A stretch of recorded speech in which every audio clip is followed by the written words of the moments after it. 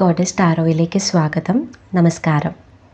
ഇന്നിവിടെ നോക്കുന്നത് നിങ്ങളുടെ റിലേഷൻഷിപ്പിൽ മൂന്നാമതൊരാൾ ഇടപെടുന്നുണ്ടോ, നിങ്ങളുടെ ബന്ധം തകർക്കാനായിട്ട് ആരെങ്കിലും ശ്രമിക്കുന്നുണ്ടോ എന്നുള്ളൊരു റീഡിംഗ് ആണ്. അപ്പോൾ ഈ ഒരു റീഡിങ്ങിലെ പോസിറ്റീവ് എനർജിയുമായിട്ട് മാത്രം നിങ്ങൾ കണക്റ്റഡ് ആയിരിക്കുക. പോസിറ്റീവ് എനർജി നിങ്ങളിലേക്ക് അട്രാക്റ്റ് ചെയ്യാനായിട്ട് വീഡിയോ ലൈക്ക് ചെയ്തുകൊണ്ട് കണക്റ്റഡായി ഇത് കാണാനായിട്ട് ശ്രമിക്കുക. ഇവിടെ വന്നിരിക്കുന്ന കാർഡ്സ് നൈറ്റ് ഓഫ് സോഡിൻ്റെ എനർജിയാണ്, ചാരിയോട്ട് eight of cups and strength കാർഡാണ് വന്നിരിക്കുന്നത്.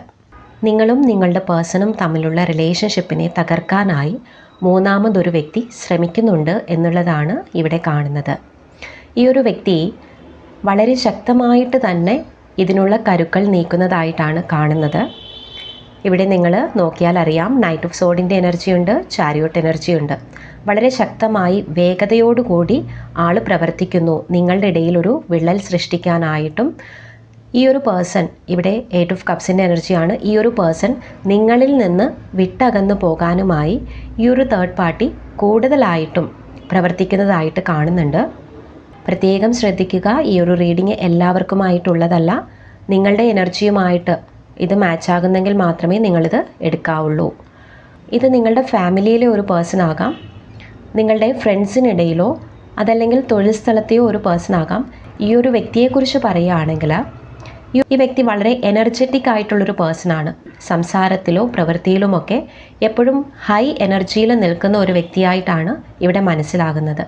ആ ഒരു വ്യക്തിയുടെ എനർജി തന്നെ നിങ്ങളുടെ ഇടയിലും പ്രശ്നങ്ങൾ ഉണ്ടാക്കാനായിട്ട് ആ വ്യക്തി ഉപയോഗിക്കുന്നുണ്ട് എന്നുള്ളതാണ് ഇവിടെ കാണുന്നത്.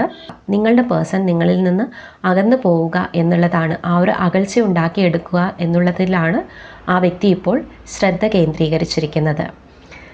എങ്കിൽ നിങ്ങൾക്ക് ഇവിടെ യൂണിവേഴ്സ് തരുന്ന ഗൈഡൻസ്, നിങ്ങളുടെ ഡിവൈൻ ഗൈഡൻസ് ആയി ഇവിടെ വന്നിരിക്കുന്നത് സ്ട്രെങ്ത് കാർഡാണ്.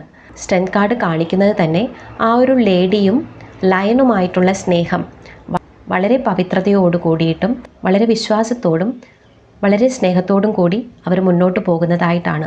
ഇത് നിങ്ങളെയും നിങ്ങളുടെ പേഴ്സണെയുമാണ് കാണിക്കുന്നത്.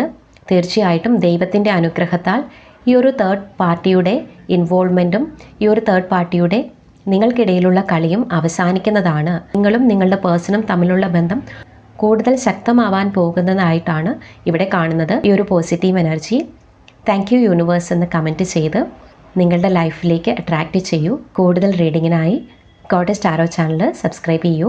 Thank you so much.